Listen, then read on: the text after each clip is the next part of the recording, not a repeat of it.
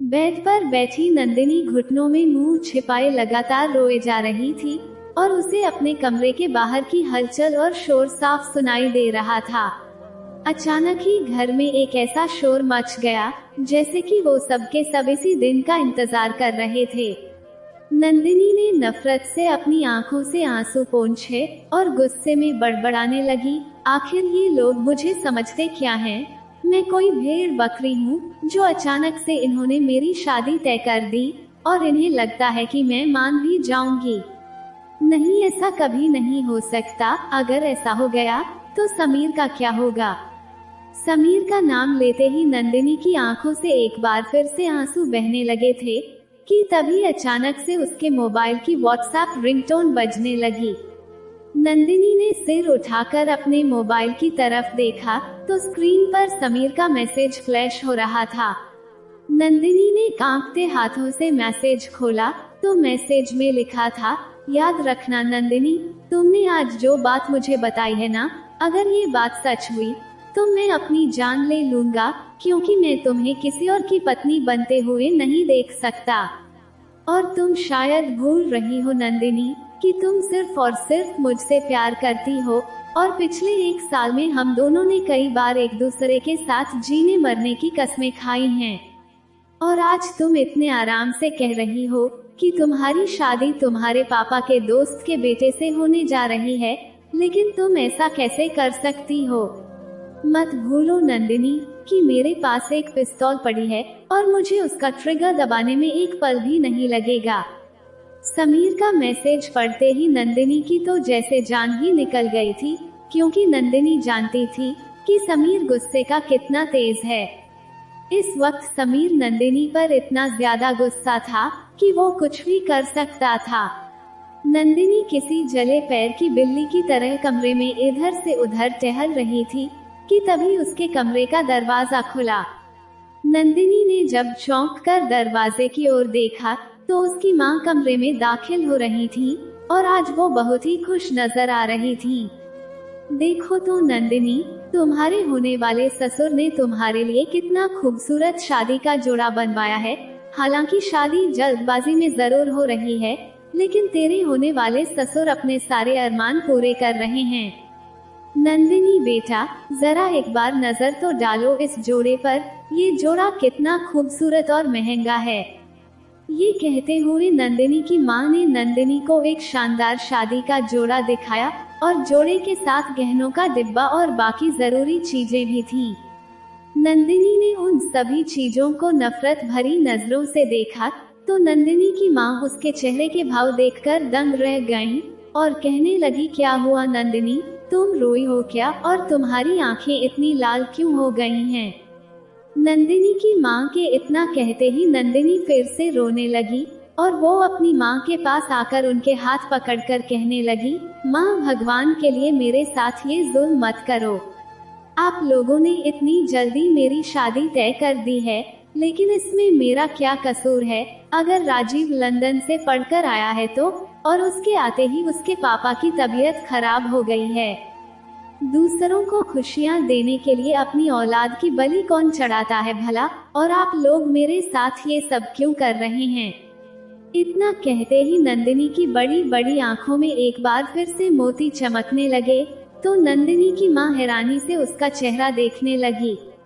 और फिर अचानक ही नंदिनी की मां ने अपने हाथ पीछे खींच लिए और गुस्से से कहने लगी, नंदिनी, ये क्या बकवास कर रही हो तुम? क्या तुम्हें पता नहीं था कि बचपन में ही तुम्हारी मंगनी राजीव से हो गई थी? और ये शादी कोई अचानक ही तय तो नहीं हुई है। हम अक्सर तुम्हारे सामने राजीव और तुम्हारे रिश्ते के बारे में बातें करते तो थे, और राजीव तो तुमसे शादी करने के लिए ही लंदन से वापस आया है। लेकिन ये तो इत्तेफाक हो गया कि कल रात उसके पापा की तबीयत बहुत खराब हो गई। राजीव के पापा अपने जीते जी अपने बेटे की शादी देख लेना चाहते हैं, बस इसीलिए शादी जल्दबाजी में करनी पड़ रही है। और वैसे भी आज नहीं तो कल ये शादी तो होनी ही थी, और इसमें बुराई भी क्या है? और वैसे भी अब तो फैसला हो चुका है कि आज रात राजीव के साथ तुम्हारी शादी हो रही है, और अब मैं आगे से तुम्हारा कोई भी नाटक बर्दाश्त नहीं करूंगी। मैंने सबसे लड़ झगड़ कर तुम्हें पढ़ने के लिए शहर भेजा था, तो सिर्फ इसलिए नहीं कि तुम आज हमारे फैसले पर एतराज उठाओ। तुम्हें तो पता है ना कि इस हवेली के नियम कितने सख्त हैं। अगर किसी को पता चल गया ना कि तुम इस शादी से इनकार कर रही हो, तो ये लोग तुम्हारे साथ साथ मुझे भी मार देंगे। कुछ देर बाद ब्यूटिशियन तुम्हें तैयार करने आ रही है, तो कोई नाटक मत करना और चुपचाप से तैयार हो जाना। ये कहते हुए नंदिनी की माँ नंदिनी की ओर उंगली उठाकर उसे धमकी दे रही थी कि तभी अचानक से नंदिनी के मोबाइल पर फोन की घंटी बजने लगी। नंदिनी ने घबराते हुए पलटकर मोबाइल की ओर देखा, जो बेड पर रखा हुआ था। नंदिनी की माँ ने भी नंदिनी की नजरों में छिपी घबराहट को महसूस करते हुए मोबाइल पर एक नजर डाली, तो देखा कि स्क्रीन पर समीर का नाम फ्लैश हो रहा था। इससे पहले कि नंदिनी आगे बढ़कर अपना मोबाइल उठा पाती, उसकी माँ ने झट से उसका मोबाइल उठा लिया और कहने लगी, ये क्या है नंदिनी, और ये समीर कौन है, और अब तुम लड़कों से भी बातें करने लगी हो क्या? ये कहते हुए नंदिनी की माँ का लहजा अचानक ही सख्त हो गया और वो गुस्से से नंदिनी की तरफ देखने लगी। अपनी माँ का गुस्से से लाल चेहरा देखकर नंदिनी के हाथ कांपने लगे, लेकिन इससे पहले कि नंदिनी अपनी माँ के हाथ से मोबाइल लेकर समीर की कॉल काटती, उसकी माँ ने कॉल रिसीव कर ली और मोबाइल का स्पीकर ऑन कर दिया। कॉल रिसीव होते ही समीर कहने लगा, तुमने अभी तक मेरे मैसेज का कोई जवाब नहीं दिया। मैं तुमसे सच कह रहा हूँ नंदिनी, अगर आज रात तुमने शादी कर ली ना, तो मैं जहर खाकर अपनी जान दे दूंगा और मेरे बगैर तुम कभी भी खुश नहीं रह पाओगी। समीर की बातें सुनकर नंदिनी की माँ के चेहरे पर अचानक ही ऐसा भाव उभर आया जैसे कि उन्हें सब कुछ समझ आ गया हो। नंदिनी की माँ ने फोन काट दिया और मोबाइल को अपने हाथ में थामते हुए कहने लगी, अच्छा तो ये बात है, बहुत ही अच्छा इनाम दिया है तुमने हमारे भरोसे का। तुम जानती हो ना नंदिनी कि तुम्हारे अलावा इस हवेली की किसी भी लड़की ने आज तक कॉलेज में कदम तक नहीं रखा है, और ये सब सिर्फ इसलिए क्योंकि किसी को भी उन लड़कियों पर भरोसा ही नहीं था। लेकिन मैंने तुम पर भरोसा किया और तुम्हारे पापा से लड़ झगड़ कर भी तुम्हें कॉलेज भेजती रही, और तुमने तो एक ही पल में मेरे भरोसे को चकनाचूर कर दिया। लेकिन अब ऐसा नहीं होगा, क्योंकि आज से तुम कॉलेज नहीं जाओगी और आज के बाद तुम अपनी पूरी जिंदगी सिर्फ और सिर्फ राजीव के साथ ही बिताओगी। और हाँ, खबरदार, अगर आज के बाद मैंने तुम्हारे मुंह से इस लड़के का नाम भी सुना तो अब जल्दी से उठो और शादी की तैयारियों में लग जाओ, क्योंकि बस थोड़ी ही देर में तुम्हारी शादी होने वाली है। नंदिनी की माँ ने सख्त लहजे में ये सब कुछ कहा और मोबाइल हाथ में लेकर कमरे से बाहर चली गईं। और शादी का नाम सुनते ही नंदिनी का दिल तो जैसे उसके हाथ में ही आ गया था, क्योंकि समीर से बात करने का आखिरी जरिया भी उसकी माँ अपने साथ लेकर चली गई थी। नंदिनी बेजान सी वहीं बेड पर बैठकर फूट फूट कर रोने लगी, लेकिन उसके इस रोने का कोई फायदा नहीं था, क्योंकि हवेली के भारी उसूलों का बोझ नंदिनी के नाजुक कंधों पर आ गया था। बेचारी नंदिनी ये कहाँ जानती थी कि 20वीं सालगिरह मनाते ही उस पर इतनी बड़ी मुसीबत आ जाएगी।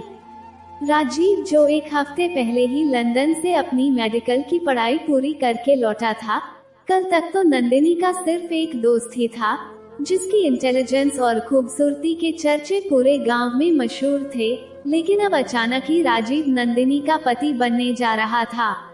नंदिनी ने गुस्से में आकर गहनों का डब्बा जमीन पर फेंक दिया और उसके महंगे महंगे गहने कारपेट पर बिखर गए। उसी वक्त नंदिनी की माँ ने अचानक ही फिर से कमरे का दरवाजा खोला और गुस्से से नंदिनी की तरफ देखते हुए कहने लगी, अभी तक तुमने तैयार होना शुरू नहीं किया है क्या? जल्दी करो, मेहमान आने वाले हैं। इतना कहकर नंदिनी की माँ बाहर चली गई, तो नंदिनी, जो एक बार फिर से रोने की तैयारी कर रही थी, अचानक ही घबराकर उठ खड़ी हो गई।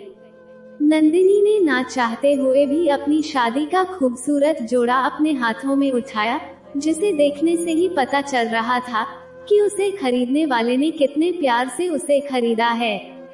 ना चाहते हुए भी नंदिनी ने अपने कपड़े बदलने शुरू कर दिए और थोड़ी देर बाद ब्यूटिशियंस भी आ गई थी। घर में सारे मेहमान इकट्ठे हो चुके थे क्योंकि अचानक से होने वाली शादी ने सभी को एक्साइट कर दिया था। जैसे ही ब्यूटिशियन कमरे के अंदर दाखिल हुई तो उसके साथ पूजा भी कमरे के अंदर दाखिल हो गई और कहने लगी, अरे नंदिनी, मुझे तो यकीन ही नहीं हो रहा है कि तुम्हारी शादी हो रही है। पूजा को देखते ही नंदिनी ने सुकून भरी सांस ली। वो पूजा जो राजीव की कजिन थी और नंदिनी की बचपन की सबसे अच्छी दोस्त भी थी, लेकिन वो समीर से जुड़ी बातों से अनजान थी। ब्यूटिशियंस के साथ मिलकर पूजा भी नंदिनी को तैयार करने लगी और कहने लगी, क्या बात है नंदिनी, आज तुम इतनी चुप चुप क्यों हो? राजीव भाई तो बहुत ही ज्यादा खुश नजर आ रहे हैं और उनकी तो बात बात पर हंसी छूट रही है। इतनी इमरजेंसी होने वाली शादी में भी तुम्हारे होने वाले दूल्हे को तो अपनी सारी ख्वाहिशें पूरी करनी है। नीचे डेकोरेशन वाला आया हुआ है और तुम्हारा होने वाला दूल्हा तो खुद अपनी पसंद से शादी का मंडप बनवा रहा है। और क्या तुम जानती हो नंदिनी कि राजीव भाई ने शादी के मंडप में फूलों से बने एक बड़े से दिल में तुम्हारा और अपना नाम लिखवाया है और वो दिल इतना खूबसूरत लग रहा है कि मैं तुम्हें क्या ही बताऊं। पूजा की ये बात सुनकर नंदिनी का तो दिमाग ही चकरा गया, क्योंकि उसने ये तो सोचा ही नहीं था कि शादी के बाद राजीव का उस पर पूरा पूरा अधिकार हो जाएगा, और ये बात तो अब तक उसके दिमाग में आई ही नहीं थी। लेकिन अब जब अचानक ही उसके दिमाग में ये बात आई तो वो बहुत ही घबरा गई, लेकिन वो पूजा से कुछ भी नहीं कह सकी। धीरे धीरे समय बीतता गया और घर में सभी मेहमान इकट्ठे होने लगे थे। और फिर जब पंडित जी अंदर आए तब पूजा नंदिनी के सिर पर दुपट्टा डाल रही थी और नंदिनी अपने खानदान की आज तक की सबसे खूबसूरत दुल्हन लग रही थी। नंदिनी के चेहरे की रौनक उसकी खूबसूरती में चार चांद लगा रही थी, लेकिन जैसे ही पंडित जी अंदर आए तो नंदिनी बहुत ही घबरा गई, क्योंकि अब तो इस शादी से इनकार करने का कोई रास्ता ही नहीं था। पंडित जी के अंदर आने से पहले नंदिनी ने तय कर लिया था कि शादी के फेरे लेने से पहले वो किसी भी तरह से इस शादी से इनकार कर देगी, क्योंकि नंदिनी समीर के अलावा किसी और से शादी करने के बारे में सोच भी नहीं सकती थी। लेकिन जब उसने पंडित जी के साथ साथ अपने पापा, चाचा, मामा और परिवार के बड़े बड़े लोगों को अंदर आते देखा तो वो एकदम से चुप हो गई। और फिर जैसे ही पंडित जी ने कहा कि कन्या को बुलाइए, तो नंदिनी चुपचाप से राजीव के पास आकर बुत बनकर बैठ गई और पंडित जी ने मंत्र पढ़ने शुरू कर दिए।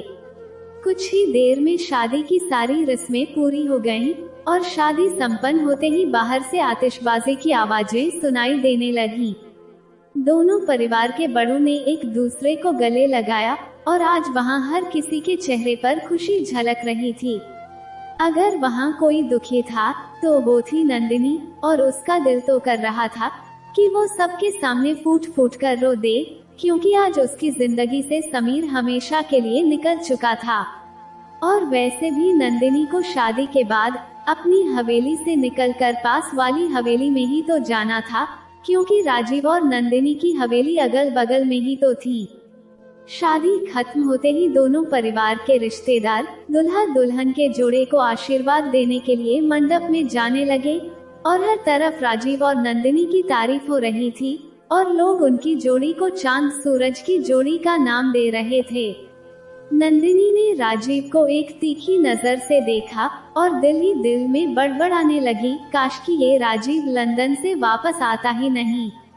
लेकिन जिस तरह से राजीव नंदिनी को प्यार भरी नजरों से देख रहा था, नंदिनी उसकी ऐसी बेबाक नजरों से घबरा गई और उसने डर के मारे अपना सिर नीचे झुका लिया।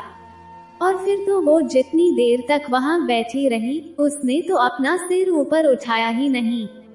कौन नंदिनी की खूबसूरती की तारीफ कर रहा था और कौन उसके सिर पर हाथ फेरकर उसे आशीर्वाद दे रहा था, नंदिनी का इन सब चीजों पर जरा सा भी ध्यान नहीं था, क्योंकि उसके दिमाग में तो बार बार एक ही बात आ रही थी कि समीर ने जहर खा लिया होगा और अपनी जान दे दी होगी। नंदिनी की आंखों से फिर से आंसू बहने लगे और फिर जैसे जैसे रात बढ़ती चली गई, सारे मेहमान खाना खाकर अपने अपने घर को लौट गए और नंदिनी को भी वहां से उठाकर राजीव के कमरे में बिठा दिया गया। राजीव की कजिन्स नंदिनी को छेड़ते हुए कहने लगी, क्या आपको पता है भाभी, राजीव भाई आज कितने खुश नजर आ रहे हैं। अरे उनसे तो सब्र ही नहीं हो रहा है। आज अगर उनका बस चलता ना, तो वो आपको अपनी गोद में उठाकर यहाँ से कहीं दूर लेकर चले जाते। ये सुनते ही बेड पर बैठी हुई नंदिनी के दिल में खतरे की घंटियां बजनी शुरू हो गईं, लेकिन वो तो बस इसी इंतजार में थी कि किसी तरह से उसकी माँ उसे नजर आ जाएं, ताकि वो अपनी माँ से अपना मोबाइल वापस ले सके। लेकिन नंदिनी की माँ तो उसे देखकर ऐसे अनजान बन रही थी जैसे उनका नंदिनी से कोई रिश्ता ही ना हो। फलों से भरी ट्रे और दूध का गिलास साइड टेबल पर रखकर लड़कियां हंसती हुई कमरे से बाहर चली गईं और नंदिनी का दिल तो जोर जोर से धड़कने लगा था, क्योंकि नंदिनी राजीव के बारे में बस इतना ही जानती थी कि वो उसके पापा के दोस्त का बेटा था, जिसने लंदन से अपनी डॉक्टरी की पढ़ाई पूरी की थी। कुछ देर बाद जब दरवाजे पर हल्की सी दस्तक हुई, तो नंदिनी ने तुरंत ही अपने पैर समेटकर पीछे कर लिए और उसका खूबसूरत लाल लहंगा उसके पूरे बिस्तर पर फैला हुआ था। भारी कदमों की आहट कमरे में दाखिल हुई और फिर बिस्तर के पास आकर रुक गईं। कुछ देर बाद ही राजीव नंदिनी के पास आकर बैठ गया और कहने लगा, नंदिनी यार, ये दूल्हा बनना भी कितना मुश्किल काम होता है ना। इतने भारी भारी कपड़े पहनने पड़ते हैं और ऊपर से हेलमेट से भी भारी ये पगड़ी। तौबा तौबा, मेरी तो गर्दन ही अकड़ गई है। ये कहते हुए राजीव ने अपने सिर से पगड़ी उतारकर ड्रेसिंग टेबल के सामने रख दी और फिर वो अपनी शेरवानी के बटन खोलने लगा। ये देखकर नंदिनी को कुछ घबराहट सी महसूस होने लगी कि तभी राजीव ने कहा, यार नंदिनी, मैं तो इन छोटी छोटी चीजों से ही परेशान हो गया हूँ, तो तुमने इतना सब कुछ कैसे पहन रखा है।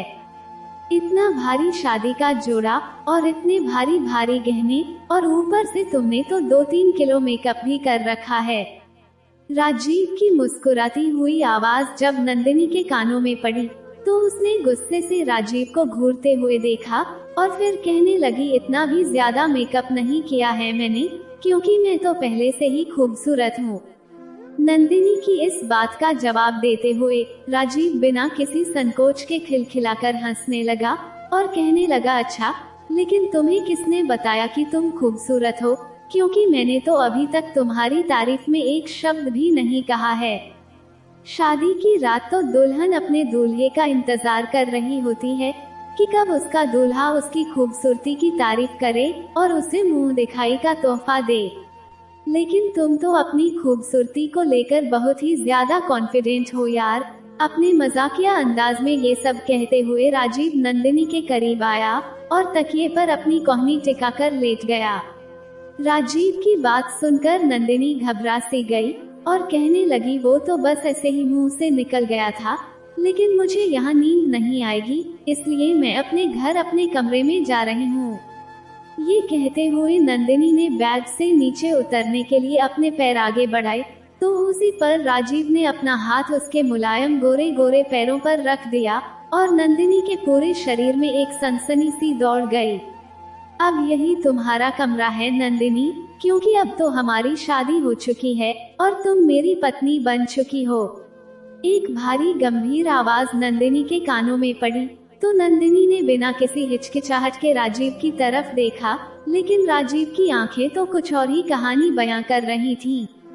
राजीव की आंखों में कुछ तो ऐसे जज्बात नजर आ रहे थे जिन्हें छिपाने में राजीव पूरी तरह से नाकामयाब हो रहा था।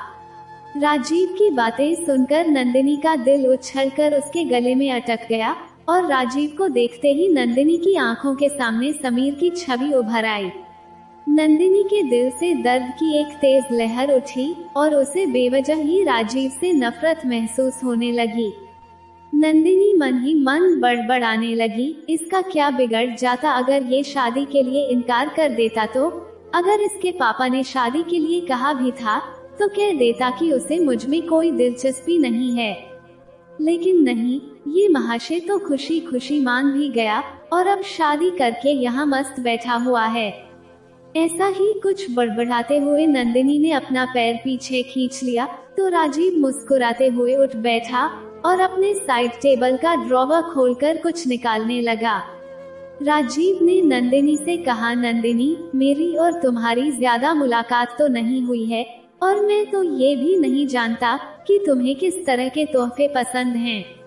लेकिन मुझे तुम्हारे लिए ये तोहफा सबसे ज्यादा अच्छा लगा क्योंकि इसे देखते ही मेरी आंखों के सामने तुम्हारी गोरी गोरी कलाइयां घूमने लगी, इसलिए मैंने तुरंत ही ये कंगन तुम्हारे लिए खरीद लिए।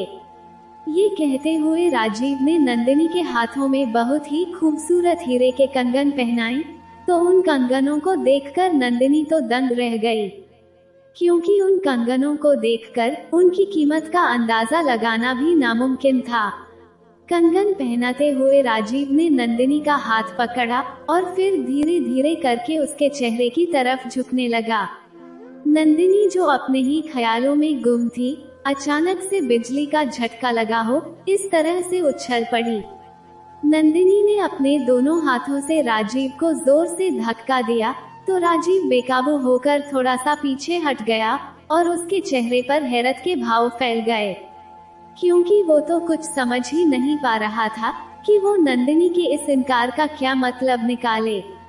इससे पहले कि राजीव नंदिनी से कोई सवाल करता, नंदिनी ने कहा, वो मेरे सर में बहुत तेज दर्द हो रहा है और सुबह भी मेरी तबीयत कुछ ठीक नहीं थी और अभी भी ऐसा लग रहा है जैसे कि मुझे बुखार हो गया है और मुझे नींद भी आ रही है, इसलिए मैं कुछ देर के लिए सोना चाहती हूँ। नंदिनी ने अचानक से कुछ तीखे शब्द कहे और ये कहते हुए वो बहुत ही नर्वस हो रही थी। राजीव भी कुछ पल तक तो नंदिनी को देखता ही रहा, लेकिन फिर वो एक गहरी सांस लेते हुए कहने लगा, कोई बात नहीं नंदिनी, तुम जाओ और जाकर अपने कपड़े बदल लो, वैसे भी ये जोड़ा बहुत ही भारी लग रहा है। तुम ऐसा करो कि तुम कुछ देर के लिए आराम कर लो, हालांकि मैं भी बहुत थक चुका हूँ, तो हम सुबह बात कर लेंगे। राजीव की नर्म आवाज नंदिनी के कानों में पड़ी तो उसने सुकून का सांस लिया और वो जल्दी से बेड की दूसरी तरफ से उतरकर वॉशरूम में चली गई। लेकिन राजीव पर नंदिनी का गुस्सा अभी भी कम नहीं हुआ था और वो वॉशरूम में जाकर भी बड़बड़ाने लगी, खुद को बड़ा हीरो समझता है ना, मैं जल्दी इसे बता दूंगी कि मुझे इसमें कोई दिलचस्पी नहीं है। मुझे तो बस इससे तलाक चाहिए और मुझे किसी भी कीमत पर समीर से ही शादी करनी है। नंदिनी के दिमाग में अभी भी समीर का ख्याल ही चल रहा था और उसकी बस एक ही कोशिश थी कि किसी भी तरह से आज की रात गुजर जाए और वो सुबह अपनी माँ से मोबाइल लेकर समीर को कॉल कर ले। जब नंदिनी कपड़े बदलकर वॉशरूम से वापस आई तो राजीव बेड की दूसरी तरफ आंखों पर हाथ रखे सो रहा था।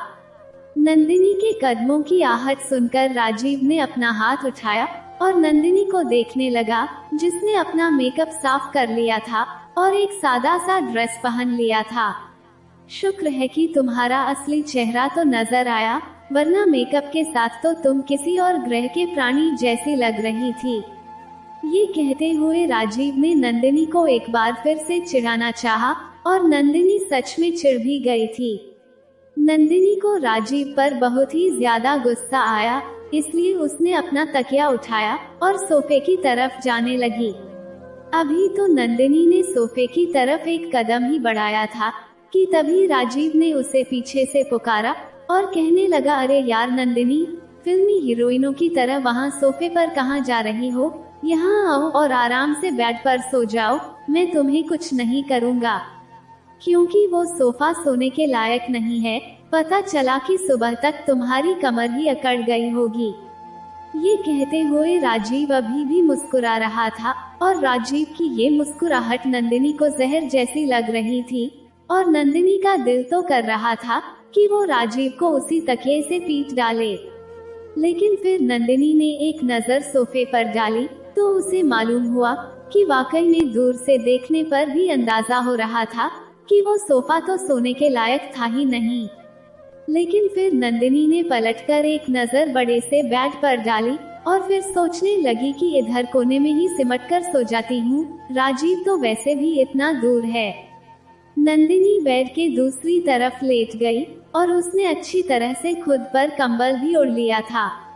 नंदिनी पूरी कोशिश कर रही थी कि वो राजीव से जितना दूर सो सकती है उतना दूर सो जाए। नंदिनी अपने ही ख्यालों में खोई हुई थी और फिर उसे पता ही नहीं चला कि कब उसे नींद आ गई। अगली सुबह जब नंदिनी की आंख खुली तो उसने देखा कि राजीव कमरे में नहीं था, लेकिन कमरे के बाहर की चहल पहल और रौनक रात से भी ज्यादा थी। एक गहरी सांस लेते हुए नंदिनी ने कपड़े बदले और कमरे से बाहर आ गई तो राजीव के परिवार की किसी बड़ी बुजुर्ग ने कहा, अरे दुल्हन, तुम अपने कमरे से बाहर क्यों आ गई? जाओ और जल्दी से जाकर अपने कमरे में बैठो। एक रात की दुल्हन इस तरह से मुंह उठाकर पूरे घर में नहीं घूमती। नंदिनी जल्दी से अपने कमरे में वापस आ गई और राजीव की कजिन्स उसके चारों ओर इकट्ठा हो गईं। राजीव की कजिन्स नंदिनी को चिढ़ा रही थी और कल रात के बारे में पूछ रही थी, लेकिन बेचारी नंदिनी उन्हें क्या जवाब देती। मगर जब सबने उसे हद से ज्यादा तंग करना शुरू कर दिया तो उसने उन सबको वो कंगन दिखा दिए जो राजीव ने उसे मुंह दिखाई के तोहफे में पहनाए थे। उन कंगनों को देखकर तो सबका मुंह खुला का खुला रह गया और वो सब आपस में एक दूसरे से कहने लगी, कितने खूबसूरत कंगन हैं यार, राजीव भाई की चॉइस तो कमाल की है। उन लड़कियों के इतना कहते ही नंदिनी ने फिर से एक नजर अपने कंगन पर डाली जो वाकई में बहुत ही खूबसूरत थे। अगले ही पल नंदिनी ने अपना सिर झटक दिया क्योंकि वो तो बस अपनी माँ से मिलने का इंतजार कर रही थी। थोड़ी देर बाद नंदिनी की ये इच्छा भी पूरी हो गई क्योंकि नंदिनी की सास नौकरानी के साथ नाश्ता लेकर कमरे में आ रही थी और उनके साथ नंदिनी की माँ भी थी जो शादी के दूसरे दिन की एक छोटी सी रस्म निभाने आई थी। नंदिनी की सास ने आते ही कहा, चलो सारी लड़कियां बाहर जाओ और अपने भाई भाभी को एक साथ नाश्ता करने दो। सारी लड़कियां हंसते हुए कमरे से बाहर चली गईं और नौकरानी भी टेबल पर नाश्ता लगाकर बाहर चली गई। नंदिनी की सास ने नंदिनी से कहा, नंदिनी बेटा, तुम अपनी माँ के साथ बातें करो, मुझे बाहर मेहमानों को भी देखना है।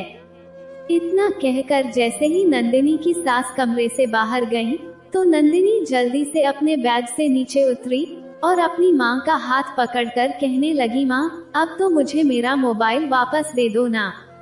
नंदिनी के विनती भरे शब्दों को सुनकर नंदिनी की माँ ने नंदिनी के चेहरे को गौर से देखा, लेकिन उन्हें नंदिनी के चेहरे पर ऐसा कुछ भी नहीं दिखाई दिया जिससे कि उन्हें नंदिनी पर कोई शक हो। इसलिए उन्होंने नंदिनी से कहा, हाँ हाँ, दे दूंगी तुझे तेरा मोबाइल वापस, लेकिन इतना याद रखना नंदिनी कि अब तुम किसी की पत्नी हो। कोई भी कदम उठाने से पहले इस बात का ध्यान रखना कि अब तुम्हारी इज्जत ही राजीव की इज्जत है और मैं नहीं चाहती कि तुम्हारी एक छोटी सी गलती की वजह से लोग हमारी परवरिश पर उंगलियां उठाएं। समझ रही हो ना नंदिनी कि मैं क्या कहना चाहती हूँ? नंदिनी के माँ ने अपने नर्म शब्दों में भी नंदिनी को अपना कड़ा संदेश सुना दिया, जिसे सुनकर नंदिनी ने अपना सिर हाँ में हिला दिया। कुछ देर बाद नंदिनी की माँ ने पूजा के हाथों नंदिनी का मोबाइल भिजवाया, लेकिन जैसे ही पूजा ने नंदिनी को उसका मोबाइल दिया, उसी वक्त राजीव कमरे में आ गया। उस वक्त राजीव को कमरे में देखकर नंदिनी को राजीव पर बहुत गुस्सा आया, क्योंकि वो तो समीर को फोन करना चाहती थी, लेकिन राजीव शायद नंदिनी के साथ नाश्ता करने कमरे में आया था। राजीव ने कुर्सी घसीटते हुए नंदिनी की तरफ देखा, जो बुत बनी सामने खड़ी थी, तो राजीव ने कहा, अरे नंदिनी, तुम वहाँ क्यों खड़ी हो? तुम्हें भूख नहीं लगी है क्या? आओ जल्दी से नाश्ता कर लेते हैं। राजीव ने नंदिनी को आवाज लगाई तो नंदिनी आगे बढ़कर राजीव के पास आकर बैठ गई। नंदिनी ने चाय कप में डालने के लिए केतली की तरफ हाथ बढ़ाया तो राजीव ने जल्दी से नंदिनी के कप में चाय डाली और मुस्कुराते हुए कहने लगा, आप बस हुक्म करो रानी साहिबा, अब तो हम आपके जिंदगी भर के गुलाम हैं। अब तो आप जो भी कहेंगी हम वही करेंगे। अब आप छोटे से छोटा काम भी खुद ही अपने इन खूबसूरत हाथों से करेंगी क्या? राजीव नंदिनी को फिर से छेड़ने की तैयारी कर रहा था और नंदिनी चिढ़ने भी लगी थी। लेकिन नंदिनी का गुस्से से भरा लाल चेहरा देखकर राजीव ने फिलहाल नंदिनी को चिढ़ाने का विचार छोड़ दिया और मुस्कुराते हुए नाश्ता करने लगा और साथ ही साथ वो अपनी गहरी नजरों से नंदिनी को जांच भी रहा था। नाश्ते के बाद राजीव कमरे से बाहर चला गया तो नंदिनी ने जल्दी से अपना मोबाइल ऑन किया, क्योंकि उसकी मां ने मोबाइल बंद कर दिया था। मोबाइल ऑन करते वक्त नंदिनी के दिल से बस एक ही दुआ निकल रही थी, हे भगवान, बस समीर बिल्कुल ठीक हो और उसे कुछ ना हुआ हो। मोबाइल ऑन होते ही नंदिनी ने समीर का नंबर डायल किया और कई बार मिस कॉल होने के बाद कॉल रिसीव किया गया। कॉल रिसीव होते ही समीर ने कहा, नंदिनी, तो अब आ गई तुम्हें मेरी याद? अपने पति की संगत से निकलते ही तुम्हें याद आ गया होगा ना कि तुम्हारी जिंदगी में एक बेकार इंसान भी है जिसे फोन करके थोड़ी सी घास डाल दी जाए। दूसरी ओर से समीर की आवाज सुनकर नंदिनी ने जल्दी से अपने भगवान का शुक्रिया अदा किया और कहने लगी, हे भगवान, तेरा लाख लाख शुक्र है कि समीर जिंदा है और उसे कुछ नहीं हुआ है। समीर की नाराजगी पर नंदिनी ने कहा, मेरी बात समझने की कोशिश करो समीर, ये सब कुछ मेरी मर्जी के खिलाफ हुआ है। मैं सच में नहीं जानती थी कि राजीव के पापा की तबीयत खराब होते ही ये लोग मेरी शादी राजीव के साथ कर देंगे। नंदिनी समीर से आगे और भी कुछ कहना चाहती थी, लेकिन उससे पहले ही समीर ने उसे बीच में ही टोकते हुए कहा, नंदिनी, क्या कल रात राजीव तुम्हारे करीब आया था और क्या तुमने मेरा हक उसे दे दिया है? समीर की आवाज में एक अजीब सा शक था, जिसे सुनकर नंदिनी एक पल के लिए चुप सी हो गई। लेकिन फिर नंदिनी ने समीर से कहा, नहीं समीर, मैंने तुमसे वादा किया था ना, मैं सिर्फ और सिर्फ तुम्हारी हूँ और मैं सिर्फ तुमसे ही प्यार करती हूँ, और कल रात राजीव के कमरे में आने से पहले ही मैं सो गई थी। ना चाहते हुए भी नंदिनी ने समीर के सामने थोड़ा सा झूठ बोल दिया, तो दूसरी तरफ समीर भी सुकून से हो गया। और फिर समीर एक गहरी सांस लेते हुए कहने लगा, शाबाश नंदिनी, मुझे तुम्हारे प्यार पर पूरा यकीन है और मैं जानता हूँ कि तुम मेरे अलावा अपने आप को किसी को हाथ भी नहीं लगाने दोगी। समीर अब कुछ हद तक नॉर्मल हो चुका था और अब वो नंदिनी को अलग अलग तरीके बताने लगा, जिससे कि नंदिनी अपने पति राजीव से छुटकारा पा सके। समीर के तरीके सुनकर नंदिनी चुप हो गई, क्योंकि समीर चाहता था कि आज रात जैसे ही राजीव नंदिनी के कमरे में आए तो नंदिनी राजीव से तलाक मांग ले। लेकिन नंदिनी समीर को ये नहीं बता पाई कि ये सब कुछ इतना आसान नहीं था जितना कि वो सोच रहा था। और फिर इसका नतीजा ये हुआ कि दोनों के बीच एक बार फिर से लड़ाई हो गई, तो समीर ने गुस्से में फोन काट दिया और नंदिनी अपने होंठ कुचलती रह गई। नंदिनी समीर को चाहे जितना मर्जी अपने प्यार का यकीन दिलाने की कोशिश करती, लेकिन पता नहीं क्यों समीर को नंदिनी के प्यार पर यकीन आता ही नहीं था। आज नंदिनी की मुंह दिखाई की रस्म थी और आज समाज के बड़े बड़े लोग नंदिनी की मुंह दिखाई में आने वाले थे। नंदिनी अपने ही ख्यालों में गुम थी कि तभी अचानक से पूजा कमरे में दाखिल हुई और कहने लगी, चलो नंदिनी, जल्दी से अपने कपड़े बदल लो और नई नवेली दुल्हन की तरह तैयार हो जाओ। और ये तुम इतने सादे कपड़ों में क्यों घूम रही हो? बाहर सारे मेहमान आ चुके हैं। नंदिनी को अजीब सी बेचैनी होने लगी, लेकिन वो कर भी क्या सकती थी, वो बेचारी तो मजबूर जो थी। पूजा ने नंदिनी को एक एम्ब्रॉयडरी की हुई भारी साड़ी पहनाई और उसे अपने हाथों से तैयार करने लगी। दोपहर से शाम तक तो मुंह दिखाई का फंक्शन ही चलता रहा और समाज के हर छोटे बड़े लोग आकर उन दोनों को गिफ्ट्स के साथ साथ अपना ढेर सारा आशीर्वाद देते और खाना खाकर वापस चले जाते। अगले दिन राजीव और नंदिनी की रिसेप्शन पार्टी रखी गई थी, जिसमें पूरे गांव को दावत दी गई थी और दोनों हवेलियों को किसी दुल्हन की तरह सजाया गया था। रिसेप्शन वाले दिन राजीव रात तक बहुत ही ज्यादा बिजी रहा, बल्कि वो तो अपने कमरे में भी नहीं आ सका। ब्यूटिशियंस एक बार फिर से नंदिनी को रिसेप्शन पार्टी के लिए किसी राजकुमारी की तरह तैयार करने लगी और नंदिनी को एक बहुत ही खूबसूरत फ्लेयर गाउन पहनाकर स्टेज पर राजीव के बगल में खड़ा कर दिया गया। राजीव और नंदिनी का परिवार भले ही गांव में रहता था, लेकिन उन्होंने राजीव और नंदिनी की शादी में अपने सारे शहरी शौक पूरे किए थे। शहर से एक मशहूर फोटोग्राफर को बुलाया गया था और वो राजीव और नंदिनी की साथ में कई सारी तस्वीरें खींच रहा था। नंदिनी इन सब चीजों से परेशान हो गई थी कि तभी उसके पर्स में रखा मोबाइल बजने लगा, तो नंदिनी एकदम से चौंक गई।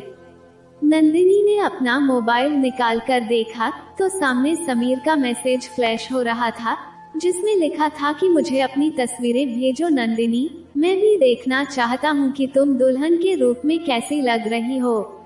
नंदिनी ने चुपचाप से मोबाइल वापस अपने पर्स में रख लिया, लेकिन उसके चेहरे पर चिंता की लकीरें उभर आई थी। नंदिनी ने इधर उधर अपनी नजरें दौड़ाई तो उसने महसूस किया कि कोई भी उसे देख नहीं रहा था।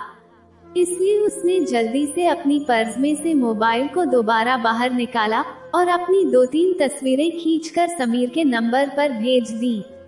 कुछ देर बाद नंदिनी की मोबाइल स्क्रीन पर फिर से एक मैसेज फ्लैश हुआ, जिसमें समीर ने लिखा था, यार नंदिनी, आज तो तुम कयामत लग रही हो, लेकिन मुझे अफसोस है कि आज की रात तुम मेरी नहीं बल्कि किसी और की पत्नी हो।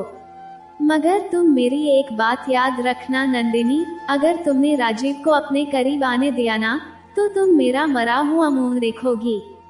समीर का ये मैसेज पढ़कर नंदिनी की आंखों में एक बार फिर से मोती चमकने लगे और वो सोचने लगी कि बेचारा समीर कितना मजबूर है। समीर मुझसे इतना प्यार करता है, लेकिन एक मेरे घर वाले हैं जो हवेली के दकियानुसी माहौल से बाहर निकलने को तैयार ही नहीं हैं। ये सब सोचते हुए नंदिनी को अपने घर वालों से और उनके उसूलों से नफरत सी महसूस होने लगी थी। रिसेप्शन पार्टी खत्म हुई तो नंदिनी को फिर से राजीव के कमरे में बिठा दिया गया। नंदिनी बहुत ही ज्यादा थक गई थी, लेकिन उसे पता था कि आज रात उसे फिर से एक जंग लड़नी है और राजीव को खुद से दूर रखना है। नंदिनी बिस्तर पर बैठी अपनी ज्वेलरी उतार रही थी कि तभी अचानक से बादलों के गरजने की आवाज तेज हो गई। नंदिनी एकदम से चौंक उठी और उसने खिड़की की ओर देखा तो खिड़की के सामने से पर्दा हट चुका था। नंदिनी बेड से उतरकर खिड़की के पास आई और गौर से आसमान की तरफ देखने लगी, जहां गहरे काले बादल जमा हो चुके थे। नंदिनी को ऐसा लगा जैसे कि अभी थोड़ी ही देर में तेज बारिश शुरू हो जाएगी, और नंदिनी का ये अंदाजा बिल्कुल सही निकला। अभी तो नंदिनी खिड़की के पास ही खड़ी थी कि तभी अचानक बिजली की तेज चमक के साथ मूसलाधार बारिश शुरू हो गई। नंदिनी एकदम से घबराकर 2 कदम पीछे हट गई, क्योंकि उसे बचपन से ही ऐसे मौसम से बहुत ही ज्यादा डर लगता था। उसी वक्त राजीव दरवाजा खोलकर अपने कमरे में दाखिल हुआ, जिसके सफेद कोट पर पानी के छींटे साफ नजर आ रहे थे। राजीव ने नंदिनी की तरफ देखा और दोस्ताना लहजे में कहने लगा, नंदिनी, बाहर बहुत तेज बारिश हो रही है ना? अरे मैं तो अपने दोस्तों के साथ ऊपर छत पर था, लेकिन नीचे आते आते तो पूरी तरह से भीग चुका हूँ। नंदिनी चुपचाप अपनी जगह पर खड़ी होकर लगातार यही सोच रही थी कि आज वो राजीव से क्या बहाना बनाएगी, कि तभी अचानक से राजीव ने कमरे का दरवाजा बंद किया और धीरे से चलता हुआ नंदिनी के पास आकर खड़ा हो गया। नंदिनी ने एक कदम पीछे हटने की कोशिश की, लेकिन राजीव ने उसके कंधों पर हाथ रखा और उसे अपने करीब खींच लिया। राजीव ने खिड़की से बाहर देखते हुए कहा, नंदिनी, आज मौसम कितना अच्छा है ना? मुझे ऐसी तेज बारिश बहुत ही ज्यादा पसंद है। राजीव के इतना कहते ही बादल एक बार फिर से जोरदार आवाज के साथ गरजने लगे, तो बादलों की आवाज से एकदम से घबराकर नंदिनी राजीव के थोड़ा और करीब हो गई और डर के मारे थर थर कांपने लगी।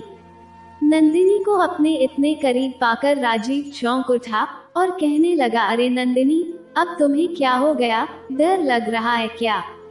ये कहते हुए राजीव ने अपने बाजुओं की पकड़ को और भी ज्यादा मजबूत कर लिया और कहने लगा, डरो मत नंदिनी, मैं हूं ना यहाँ तुम्हारे साथ। हालांकि डरना तो मुझे चाहिए तुम्हारी इस कातिलाना खूबसूरती से, क्योंकि आज तुम इतनी खूबसूरत लग रही हो कि मेरा तुमसे नजरें हटाने का मन ही नहीं कर रहा है। ये कहते हुए राजीव ने एक हाथ से नंदिनी की ठोड़ी को ऊपर किया तो नंदिनी की आंखों में डर समाने लगा था। अगले ही पल नंदिनी के कानों में समीर के शब्द गूंजने लगे, लेकिन चाहते हुए भी नंदिनी राजीव को खुद से दूर नहीं कर पा रही थी।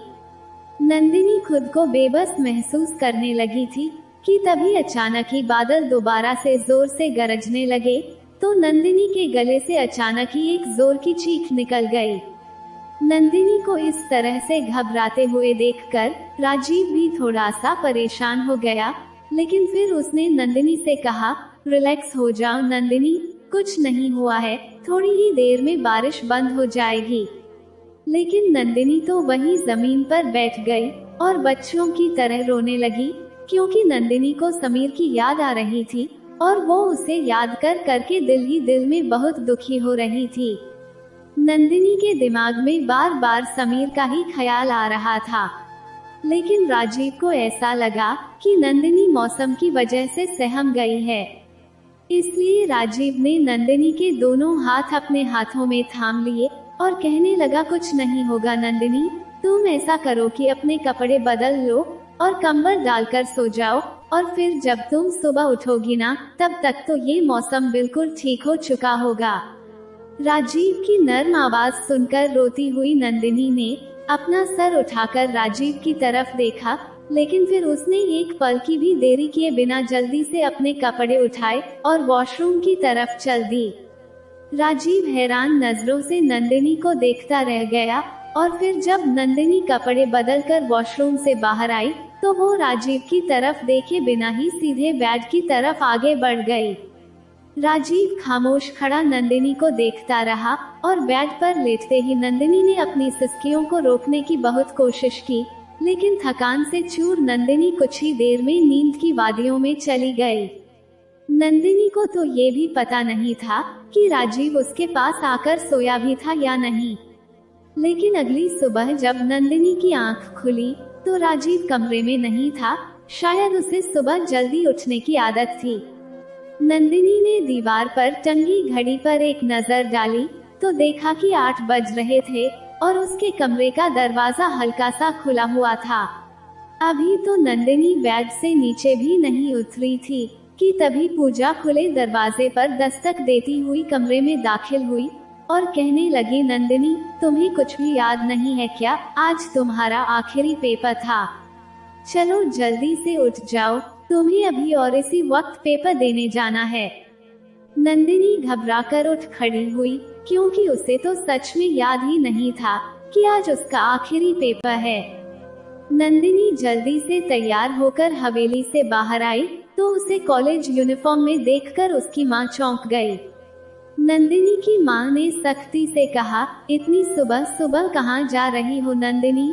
मैंने तुम्हें कहा था ना कि अब तुम्हें पढ़ाई करने की कोई जरूरत नहीं है। अब तुम्हारी जिंदगी सिर्फ राजीव से ही जुड़ी हुई है और तुम्हें बस उसी का ख्याल रखना है। अपनी माँ का सख्त लहजा सुनकर नंदिनी के कदम वहीं जम गए और उसे अपनी माँ पर बहुत गुस्सा भी आया, लेकिन वो अपनी माँ से कुछ भी ना कह सकी। मगर अगले ही पल नंदिनी का मसीहा राजीव उसकी मदद के लिए वहां आ पहुंचा, जो जॉगिंग से लौटकर हवेली में दाखिल होने जा रहा था। जॉगिंग से लौटते वक्त शायद राजीव ने नंदिनी की माँ की बातें सुन ली थी, इसलिए उसने अपनी सास यानी नंदिनी की माँ से कहा, क्या बात है मम्मी जी, आज तो नंदिनी का आखिरी पेपर है ना, तो उसे दे देने दीजिए। और वैसे भी शादी और पढ़ाई का एक दूसरे से क्या लेना देना, पढ़ाई भी बहुत जरूरी होती है। चलो नंदिनी, मैं तुम्हें कॉलेज छोड़ देता हूँ, राजीव ने नर्म लहजे में कहा। तो नंदिनी हैरान होकर राजीव की तरफ देखने लगी, कि उसके चेहरे पर तो रात वाली बात का कोई असर ही नहीं था। कुछ देर बाद जब राजीव नंदिनी को शहर की ओर ले जा रहा था, तब नंदिनी पूरे रास्ते चुप रही। तो राजीव उसे हैरत भरी निगाहों से देखने लगा और कहने लगा, क्या बात है नंदिनी, तुम मुझसे किसी बात पर नाराज हो क्या? राजीव ने 2-3 बार नंदिनी से ये सवाल पूछा, लेकिन नंदिनी ने हर बार ना में सिर हिला दिया, क्योंकि नंदिनी तो बस आज कॉलेज जाकर किसी भी तरह से समीर से मिलना चाहती थी। नंदिनी ने तो समीर को फोन पर यह भी नहीं बताया था कि आज वो पेपर देने कॉलेज आ रही है और तब वो उससे जरूर मिलेगी। राजीव ने नंदिनी को कॉलेज के दरवाजे पर छोड़ा तो वो चुपचाप से अपने क्लासरूम में चली गई। पूरे पेपर के दौरान नंदिनी की आंखें बस समीर को ही ढूंढती रही, लेकिन बदकिस्मती से समीर की एग्जाम सीट किसी दूसरे क्लासरूम में थी। पेपर देकर जैसे ही नंदिनी बाहर आई तो उसने देखा कि कॉलेज के बाहर राजीव अपनी गाड़ी के साथ टेक लगाए उसी का इंतजार कर रहा था। राजीव को देखते ही नंदिनी मन ही मन बड़बड़ाने लगी, शीट यार, ये राजीव भी ना, अजीब मुसीबत गले पड़ गई है, अब तो समीर से मिले बिना ही वापस जाना पड़ेगा। अभी तो नंदिनी ये बड़बड़ा ही रही थी कि तभी अचानक से उसका मोबाइल बजने लगा और उसने मोबाइल उठाकर देखा तो सामने समीर का मैसेज जगमगा रहा था। समीर ने मैसेज में लिखा था, नंदिनी, मैं अपने घर पर तुम्हारा इंतजार कर रहा हूँ और तुम्हारी वजह से मैंने आज पेपर भी नहीं दिया है, इसलिए मुझसे मेरे घर पर आकर मिलो, वरना आज के बाद मैं तुमसे कभी भी बात नहीं करूँगा। समीर का मैसेज देखकर नंदिनी दंग रह गई, क्योंकि अब तो उसके सामने आगे कुआं और पीछे खाई वाली सिचुएशन पैदा हो गई थी। क्योंकि नंदिनी के सामने उसका पति राजीव खड़ा था, जिसके सामने वो समीर के पास जा नहीं सकती थी, तो वहीं दूसरी ओर नंदिनी का आशिक उससे मिलने की जिद पर अड़ा हुआ था। नंदिनी ने नजर उठाकर सामने देखा तो राजीव उसे ही देख रहा था। अब तो नंदिनी के हाथ भी कांपने लगे थे, लेकिन फिर उसने समीर का नंबर डायल किया और थोड़ा सा साइड में हो गई। समीर ने भी तुरंत ही कॉल रिसीव कर ली और आराम से बात करने लगा, लेकिन नंदिनी उसे बार बार विनती करते हुए समझा रही थी कि इस वक्त वो अपने पति के साथ है, इसलिए वो उससे मिलने नहीं आ सकती। मगर समीर तो जिद पर ही अड़ा हुआ था कि चाहे कुछ भी हो जाए, लेकिन तुम मेरे घर आकर मुझसे मिलो। नंदिनी ने पहले से ही समीर का घर देख रखा था और उसने तो समीर की बहन के साथ भी अच्छे संबंध बना रखे थे। मजबूरन नंदिनी को समीर की बात माननी पड़ी, लेकिन अब समस्या ये थी कि सामने खड़ा राजीव उसका ही इंतजार कर रहा था, तो फिर वो उसकी नजरों से बचकर समीर के पास कैसे जा सकती थी। नंदिनी मन ही मन इस समस्या का रास्ता निकालने की कोशिश कर रही थी, लेकिन फिर आखिरकार उसने हिम्मत जुटाई और धीरे धीरे चलती हुई राजीव के पास आ गई। नंदिनी को देखते ही राजीव ने पूछा, चले नंदिनी? तो नंदिनी ने इनकार में अपना सिर हिलाया और कहने लगी, राजीव, वो मुझे अपनी एक दोस्त के घर जाना है, मेरा कुछ सामान उसके पास रह गया है। अब मैं दोबारा तो शहर आ नहीं पाऊंगी, इसलिए सोच रही हूँ कि अपना सामान लेती ही चली जाऊं। आप एक काम करें, आप चले जाइए, मैं खुद ही टैक्सी लेकर आ जाऊंगी। नंदिनी ने राजीव को टालने की कोशिश की, लेकिन राजीव ने नंदिनी की तरफ का दरवाजा खोला और कहने लगा, तुम गाड़ी में बैठो नंदिनी, और मुझे अपने दोस्त के घर का एड्रेस बताओ, मैं खुद ही तुम्हें वहां ले चलता हूँ। राजीव ने साफ साफ शब्दों में कहा तो नंदिनी बुरी तरह से घबरा गई, क्योंकि अब तो वो राजीव को मना भी नहीं कर सकती थी। नंदिनी बहुत देर तक चुप खड़ी रही, तो राजीव ने कहा, नंदिनी यार, जल्दी से गाड़ी में बैठो, मुझे और भी काम है। राजीव की बात सुनकर नंदिनी जल्दी से गाड़ी में बैठ गई और ना चाहते हुए भी उसने राजीव को समीर के घर का रास्ता बता दिया। लेकिन फिर नंदिनी ने सोचा कि समीर के घर में समीर अकेला ही थोड़ी ना होगा, उसकी बहन पायल भी तो होगी ना, और मैं राजीव से यही कहूँगी कि मैं पायल से मिलने आई हूँ। और फिर जैसे ही राजीव ने नंदिनी को समीर के घर छोड़ा, तो नंदिनी ने कहा, राजीव, आपको जो भी काम करने हैं ना, आप अपने काम निपटा लें, क्योंकि मुझे यहाँ तकरीबन 1 घंटा लग जाएगा। और फिर जैसे ही मेरा काम खत्म होगा, तो मैं आपको फोन या मैसेज कर दूंगी, आप आकर मुझे ले जाना। नंदिनी ने धड़कते दिल के साथ राजीव से ये सब कहा, तो राजीव ने भी हाँ में सर हिला दिया और कहने लगा, ठीक है, तुम मुझे फोन कर देना, मैं आ जाऊंगा तुम्हें लेने। ये कहते हुए राजीव ने अपनी गाड़ी रिवर्स ले ली, तो नंदिनी भी सुकून से हो गई। और फिर नंदिनी ने कई बार दरवाजे की डोरबेल बजाई, लेकिन अंदर से कोई बाहर नहीं आया। नंदिनी ने धड़कते दिल के साथ दरवाजे को हल्का सा धक्का दिया, तो पता चला कि दरवाजा तो खुला ही था। नंदिनी चुपचाप से समीर के घर में दाखिल हो गई और उसने देखा कि घर के अंदर एकदम सन्नाटा पसरा हुआ था। नंदिनी का दिल जोर जोर से धड़कने लगा और वो पायल को पुकारने लगी, पायल, पायल कहाँ हो तुम? लेकिन पायल तो घर में होती तो जवाब देती ना। नंदिनी ने अपने बैग से मोबाइल निकाला और समीर को कॉल किया, तो समीर ने तुरंत ही कॉल रिसीव कर ली और कहने लगा, अंदर आ जाओ नंदिनी, मैं अपने कमरे में ही हूँ। आज समीर की आवाज में कुछ अजीब सा था, जिसे सुनकर नंदिनी दंग रह गई। मोबाइल वापस अपने बैग में रखकर नंदिनी बहुत ही सावधानी से समीर के कमरे की तरफ बढ़ रही थी, लेकिन जब उसे पता चला कि पूरा घर खाली है, तो नंदिनी के मन में अजीबोगरीब ख्याल आने लगे थे। इससे पहले कि नंदिनी समीर के कमरे तक पहुंच पाती, समीर अचानक ही अपने कमरे से बाहर आ गया, तो समीर को देखते ही नंदिनी के पैर वहीं जमीन पर जम गए। नंदिनी ने तुरंत ही अपनी नजरें दूसरी ओर कर ली, क्योंकि समीर ने शर्ट नहीं पहनी थी, उसने तो सिर्फ काले रंग की पैंट ही पहन रखी थी। नंदिनी को देखते ही समीर कहने लगा, नंदिनी यार, मैं कब से तुम्हारा इंतजार कर रहा था, लेकिन भगवान का शुक्र है कि तुम आ गई। अगर आज भी तुम नहीं आती ना, तो मैं सच कह रहा हूँ नंदिनी, आज तो मैं अपनी जान ले ही लेता। ये कहते हुए समीर ने अपना हाथ आगे बढ़ाया और नंदिनी की कलाई पकड़कर उसे अपने कमरे के अंदर खींच लिया। समीर का ये रूप देखकर नंदिनी के दिल में खतरे की घंटियां बजने लगी, क्योंकि आज से पहले भी समीर ने कई बार नंदिनी का हाथ पकड़ा था, लेकिन आज उसके हाथों की पकड़ में मजबूती थी, जो नंदिनी ने पहले कभी महसूस नहीं की थी। नंदिनी ने अचानक ही पलटकर देखा, तो पूरे घर में कोई नहीं था, इसलिए नंदिनी ने थोड़ा हिचकिचाते हुए कहा, हाँ जल्दी बताओ समीर, तुम क्या कहना चाहते थे, जिसके लिए तुमने मुझे यहाँ बुलाया है? ये सुनते ही समीर अचानक ही नंदिनी की तरफ झुका और कहने लगा, कहता हूँ मेरी जान, जल्दी किस बात की है?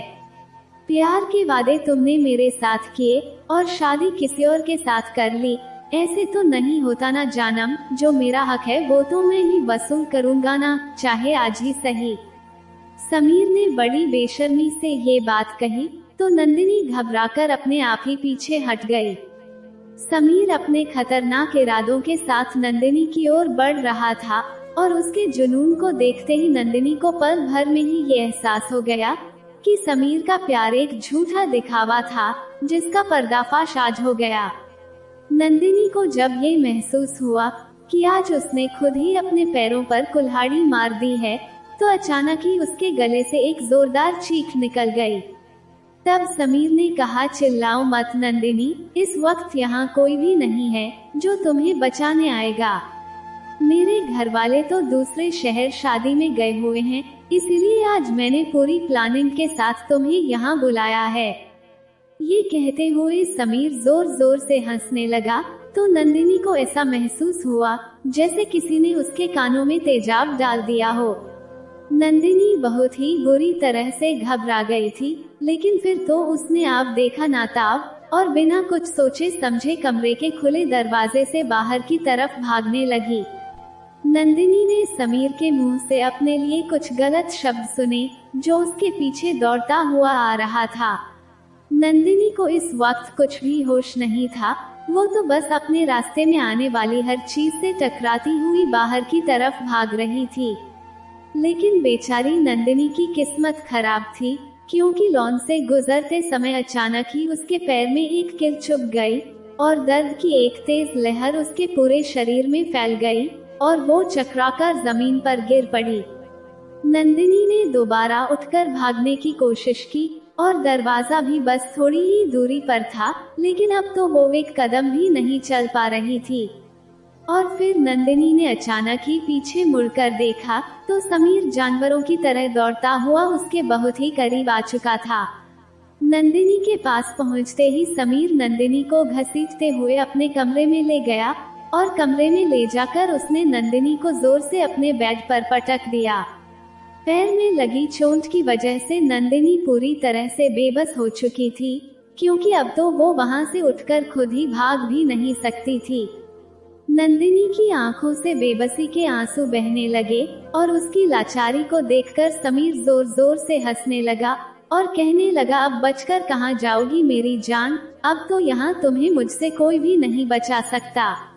ये कहते हुए समीर ने नंदिनी की यूनिफॉर्म का दुपट्टा निकालकर दूर फेंक दिया और फिर धीरे धीरे उसकी ड्रेस के बटन खोलने लगा। नंदिनी रोती रही, चिल्लाती रही, लेकिन समीर ने नंदिनी की एक नहीं सुनी और फिर जब वो नंदिनी के होठों पर कब्जा करने ही वाला था तो नंदिनी ने डर के मारे बेबसी से अपनी आंखें बंद कर ली। नंदिनी आने वाले पलों की तो कल्पना भी नहीं कर सकती थी कि अगले ही पल समीर उसके साथ क्या कुछ कर सकता था। लेकिन फिर अगले ही पल नंदिनी को एक जोरदार आवाज सुनाई दी और जब उसने अपनी आंखें खोली तो सामने का मंजर देखकर वो चौंक गई, क्योंकि राजीव ठीक उसके सामने ही खड़ा था, जिसने समीर के मुंह पर जोरदार मुक्का मारकर उसका मुंह लाल कर दिया था। समीर ने खुद को बचाने की बहुत कोशिश की, लेकिन राजीव की फिटनेस के सामने वो कुछ नहीं कर सका और फिर राजीव के 2-3 मुक्कों ने ही समीर को जमीन की धूल चटा दी थी। समीर जल्दी से उठकर अपनी नाक से बहते खून को साफ करते हुए बाहर की तरफ भाग गया। तब राजीव ने पीछे मुड़कर नंदिनी पर एक नजर डाली, जो समीर के बिस्तर पर बेजान सी खुद को समेटे बैठी हुई थी। राजीव ने नीचे झुककर नंदिनी के पैर में लगी कील निकाली और उसके घाव पर अपना रुमाल बांध दिया। चलो नंदिनी, देर हो रही है, ये कहते हुए राजीव ने नंदिनी का हाथ पकड़कर उसे बेड से खड़ा किया और दूर पड़ा उसका दुपट्टा लेकर उस पर उड़ा दिया। राजीव नंदिनी का हाथ पकड़कर आगे बढ़ने लगा, लेकिन नंदिनी से तो एक कदम भी नहीं चला जा रहा था। इसलिए राजीव ने नंदिनी को अपनी बाहों में उठाया और बाहर ले जाकर गाड़ी में बिठा दिया। नंदिनी की आंखों से लगातार आंसू बह रहे थे और जब राजीव खुद दूसरी तरफ से आकर गाड़ी में बैठा तो नंदिनी फूट फूट कर रोने लगी और कहने लगी, मुझे माफ कर दो राजीव, ये मेरी सबसे बड़ी गलती थी कि मैंने एक लड़के पर सबसे ज्यादा भरोसा कर लिया। लेकिन मैं सच में नहीं जानती थी कि जिस प्यार के जाल में वो मुझे फंसा रहा था, वो प्यार एक झूठ था। नंदिनी ने अपनी गलती स्वीकार कर ली, जिसे सुनकर एक पल के लिए तो राजीव दंग रह गया, लेकिन वो तो किसी अलग ही मिट्टी का बना हुआ इंसान था।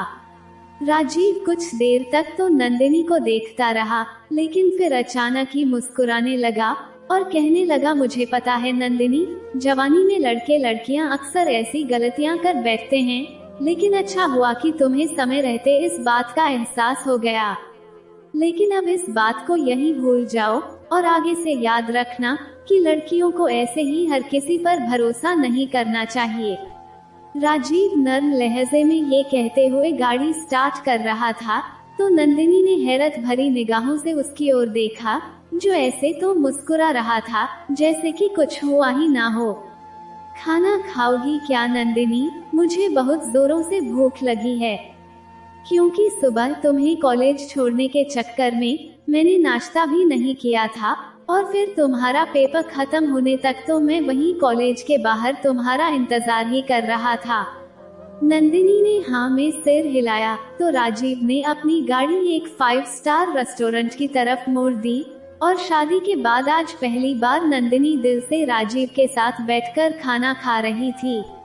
नंदिनी ने सोच लिया था कि अब वो राजीव को उसके पति होने के सारे अधिकार दे देगी जिसका वो हकदार था। इसलिए घर आते ही नंदिनी ने राजीव की पसंद की एक बहुत ही खूबसूरत साड़ी पहन ली और नई नवेली दुल्हन की तरह तैयार होकर बेड पर बैठ गई। और फिर जब राजीव अपने कमरे में आया तो वो दुल्हन की तरह सजी नंदिनी को देखकर हैरान रह गया।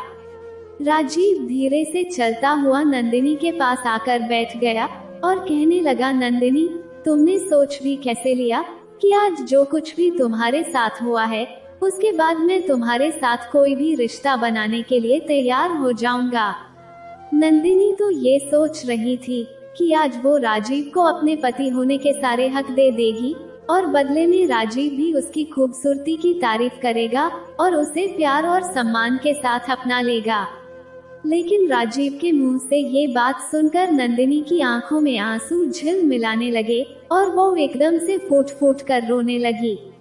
नंदिनी को इस तरह से रोते हुए देखकर राजीव ने उसे अपनी बाहों में भर लिया और कहने लगा, अरे पगली, मैं तो मजाक कर रहा था, लेकिन ये बात तो सच है कि आज मैं तुम्हारे साथ कोई भी रिश्ता नहीं बना सकता।